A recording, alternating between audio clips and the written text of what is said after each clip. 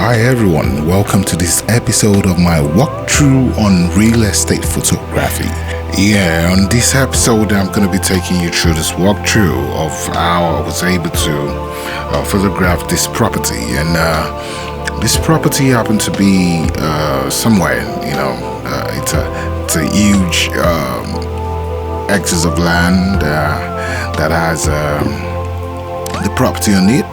It has got its farmland and it's got a husband, so that may be kind of like a little bit complex, but I'm just going to show you through briefly in quick minutes how I'm able to get through. But it's still the same routine of how I like to walk, and my workflow that I've developed over a couple of experiences shooting different properties. It's still the same thing. You just start from the entrance of the property and walk yourself through, just like you're like someone coming in to see the property. And just the same way, the agents will get you through each property, showing you from the main living room, the kitchen, show you the accessories involved, and then show you the rooms and show you the restrooms, the bath for each of the rooms, and any other unique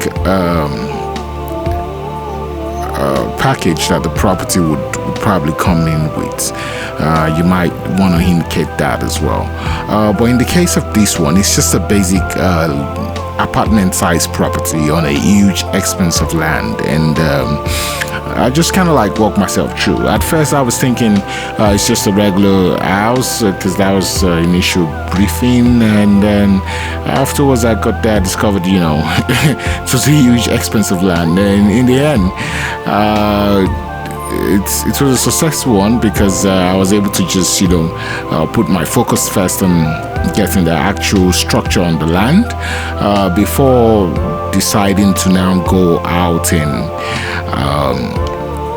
walk on the external part of the property, which was a little bit complex. So many angles to get the shot as much as I want and would like it to be, and some additional shots coming up just to make it easy. So just walking through it, you just have to pay attention to lighting, and like in this case, in this room now, for instance, the lighting was more from the sun. The internal lighting isn't bright enough. You can tell from the 360 camera I had on how dark the scenery is, and just the lights above are not enough to illuminate the room properly. So the lighting from the windows are like very key and essential, to make your HDR photos pop out as much as you want them to pop out. So that kind of like really guides my workflow, and I put that in consideration. And another thing I do, like for instance, when I'm doing outdoors, filming the properties from the outside, taking pictures from the outside, is sometimes you are not in control of what time you want to do this shoot, especially in summertime when it's all hot and sunny. You're gonna be out there filming, and you just want to walk as fast as much as possible, not to get yourself dehydrated. And another additional thing I like to work with is rather than me looking for the frames, I just take my camera as I move, and I have the live view on the camera to give me the perspective as I move. So on each perspective that I have, I just grab the shot, rather than just especially on a big property like this. If it's a fixed space property where it's just the structure itself and nothing else added, I would say just film from the front, get your 3 basic shots, the center and the 2 left, right towards opposite direction, and do the same for the backyard, which is going to be like your 6 basic shots, from the back of the property to facing the property, and from the property facing away to the barricade or the fence.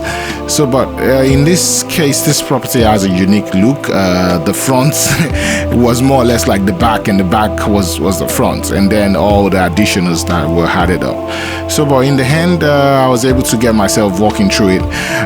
It took a little bit longer than I would usually do, within 45 minutes to 1 hour. But in this case, I kind of like shot for over an hour to be able to cover all of the little details and information that the realtor would like to, share to prospective buyers, so that way every detail is shown, and that kind of like help reduce the immediate need of physical visits, and the clients are able to get a feel of what the actual property looks like. So, but that's just my walkthrough for this specific property. You gotta keep up and stay up with my channel, and I'll be bringing you more episodes of my walkthrough on real estate photography. So on that note, I'll be signing out, and hopefully see you guys in the next episode. Try to keep up, and we talk about the next challenge, or the next difficulty facing another one. So, but always know that each property comes with its own difficulty and challenges, and whichever one you're photographing would have its own uniqueness and structure and design and in need, and as well your agent and buyers need. So on that note, see you guys next time.